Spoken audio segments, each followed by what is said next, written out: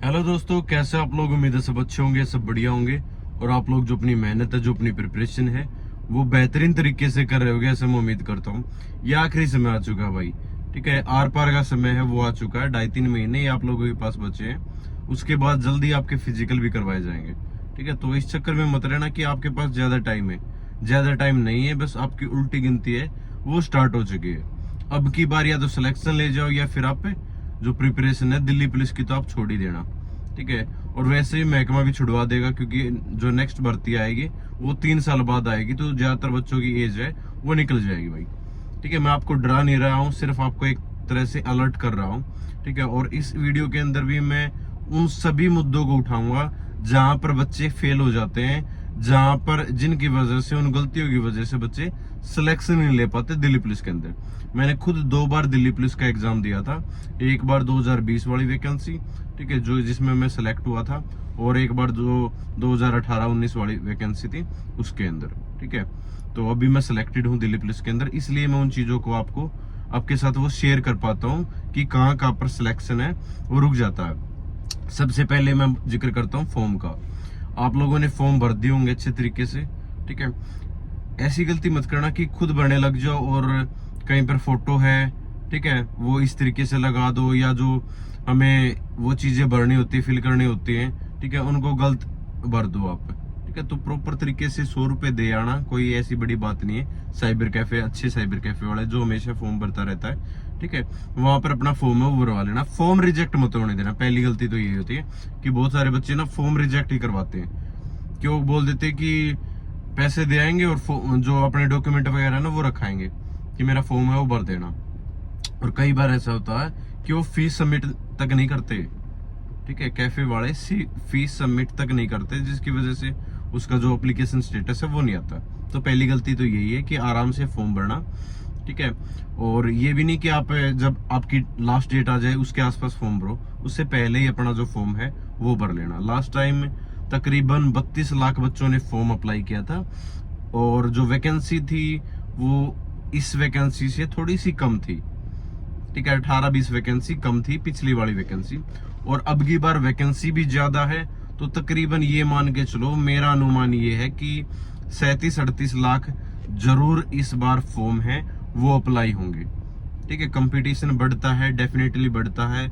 जब आप अगर 2 महीने बाद भी एग्जाम दोगे तो उसमें भी आपको कंपटीशन बढ़ा हुआ देखने को मिलेगा, क्योंकि लाखों बच्चे लाइब्रेरी के अंदर प्रिपरेशन कर रहे हैं, डे बाय डे, दिन रात मेहनत कर रहे हैं। तो आपकी फाइट उन्हीं से है, ठीक है। तो कंपटीशन डेफिनेटली बढ़ेगा, और तकरीबन आपकी ये मान के चलो कि 38 लाख तो फॉर्म जरूर भरे जाएंगे। उसके बाद की बात है कि कितने बच्चे एग्जाम देने जाएंगे, कितने नहीं देने जाएंगे, और जो अपनी एग्जाम सिटी है वो इस हिसाब से भरना, ताकि आप आसानी से वहां तक पहुंच पाओ। मतलब आसपास अपना जो एग्जाम सेंटर है वो रखने की कोशिश करना, पहली चीज ये।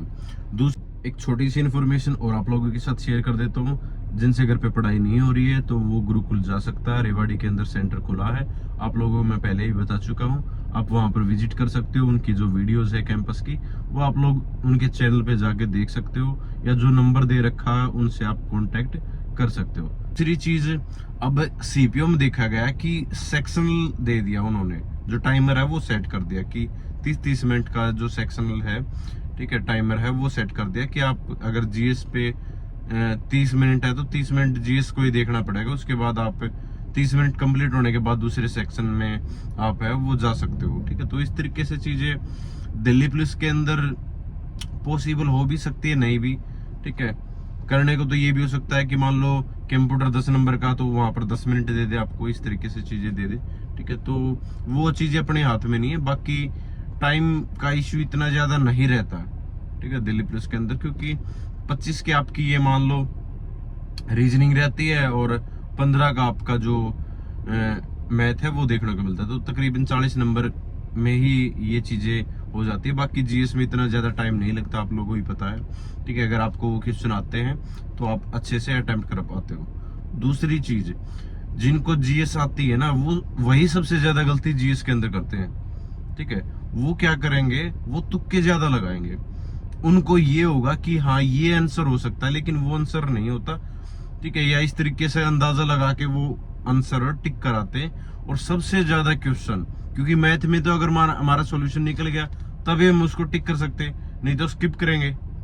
ठीक है ना। रीजनिंग के अंदर भी यही है कि हमारा अगर वो चीजें अगर काम कर गई, ठीक है, जैसा क्वेश्चन में पूछा गया है, तो ठीक है, हम आंसर टिक कर देंगे। लेकिन जीएस के अंदर ऐसा नहीं है। सबसे ज्यादा जो तुक्के लगाए जाते हैं वो जीएस के अंदर ही लगाए जाते हैं, और सबसे ज्यादा क्वेश्चन गलत भी जीएस के ही होते हैं, और जिसकी वजह से आपका जो नेगेटिव स्कोर है वो हो जाता है, और आपका जो ओवरऑल स्कोर है वो कम निकल के आता है। तो कोशिश करना आप ज्यादा से ज्यादा गुड अटेम्प्ट लगाओ। ठीक है, ऐसे तुक्के नहीं लगाने, और तुक्के मोस्टली जीएस के अंदर ही लगेंगे। ठीक है, कहीं ये कराओ कि आप 50 में से 45 अटेम्प्ट कराए और उसमें से ये देखो कि 15-20 क्वेश्चन तो वैसे ही गलत हो गए। वो 15-20 क्वेश्चन नहीं, वो जो आपके नेगेटिव 1/4 नेगेटिव मार्किंग है उसके हिसाब से आपके बहुत सारे क्वेश्चन है, और भी आपका जो ओवरऑल स्कोर है वो कम हो जाता है। तो कोशिश करनी है आप लोगों को कि जीएस के अंदर आप तुक्के ना लगाओ।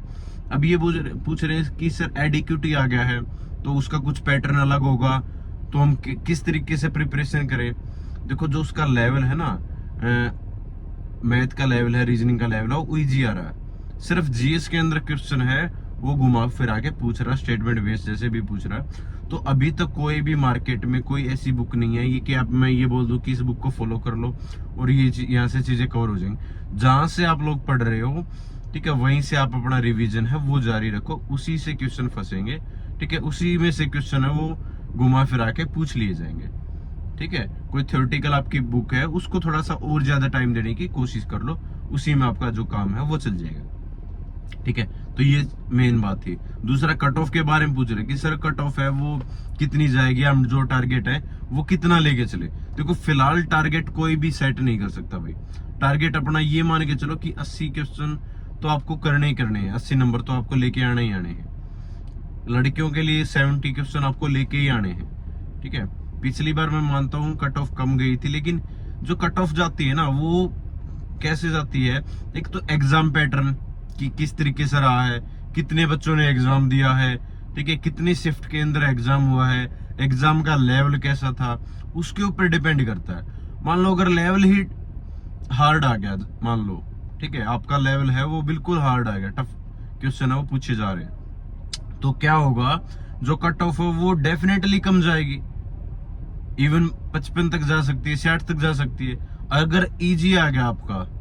ठीक है, और नॉर्मलाइजेशन के ऊपर भी ज्यादा डिपेंड करता है कि नॉर्मलाइजेशन में आपका स्कोर है वो कितना बढ़ रहा है।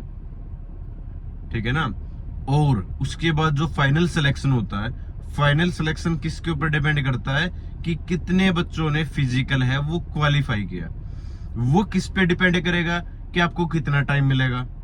अगर टाइम आपको कम मिला, पिछली बार 12 से 15 ही दिन आपको मिले थे पिछली जो वैकेंसी थी उसके अंदर, अब की बार भी अगर ऐसा ही हुआ कि अगर आपको 1 महीने टाइम मिलता है, तो ये मान के चलो कट ऑफ है जो पहले वाली कट ऑफ लगेगी उससे 1 या 2 नंबर 1.5 नंबर ही आपकी बढ़ेगी।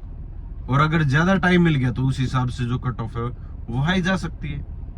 ठीक है, तो ज्यादा टाइम नहीं मिलेगा मेरे हिसाब से, 2 महीना 1.5 महीना इतना ही आप लोगों को टाइम मिलेगा एग्जाम के बाद। जो ये सोच रहे ना कि मैं प्रिपरेशन एग्जाम के बाद करूंगा, उसका फिजिकल नहीं निकलेगा, मेरे से लिखवा के ले लो। अगर उसका एग्जाम जो फिजिकल है वो 1.5 महीने बाद हुआ तो, ठीक है, उसका फिजिकल नहीं निकलेगा, उसका सिलेक्शन नहीं हो सकता। आपके चाहे 80 क्वेश्चन ठीक रहे हो पिछले एग्जाम के अंदर, चाहे आपका 90 स्कोर रहा हो, अगर आपका सिलेक्शन नहीं हुआ तो उस 80 नंबर का 90 नंबर का कोई भी फायदा नहीं है मेरे भाई। ठीक है, अगर किसी भी स्टेप में आप बाहर हो जाते हो तो आप बाहर हो। आपका मान लो, मैं एग्जांपल देता हूँ, 90 आपका स्कोर रहा है, रनिंग आपकी बिल्कुल परफेक्ट रही है, 5:40 में आपने रनिंग कर दी, छोटी सी बात बोल रहा हूँ, अगर 3 चांस मिलते हैं लॉन्ग जंप के अंदर, आपसे लॉन्ग जंप ना हो, आप 13.5 कूद जाते हो, 14 फीट चाहिए ना, 13.5 कूद जाते हो, 3 अटेम्प्ट मिले, 2 में आपका फाउल हो गया, 1 में आपसे 13 कूदे, तो आप डिस्क्वालीफाई हो, बाहर हो आप। ठीक है, आप बताते रहना कि मेरे तो सर 90 नंबर थे, 5:40 में मैंने रेस की, कोई फायदा नहीं। चेस्ट एक्सपेंशन होती है 4 सेंटीमीटर 5 सेंटीमीटर, उसका फुलाव चाहिए ही चाहिए। आपकी हाइट बिल्कुल एग्जैक्ट 170 सेंटीमीटर चाहिए। अगर 170 सेंटीमीटर नहीं है, ठीक है, एसटी कैटेगरी को ही छूट है, ठीक है, बाकी किसी कैटेगरी को छूट नहीं है। अगर 170 सेंटीमीटर नहीं है, आधी छोटी सी इतनी मामूली सा भी अगर कम है तो आप बाहर हो। ठीक है, मेडिकली अगर आप अनफिट हो, मेडिकल में अगर अनफिट हो जाते हो तो आप बाहर हो।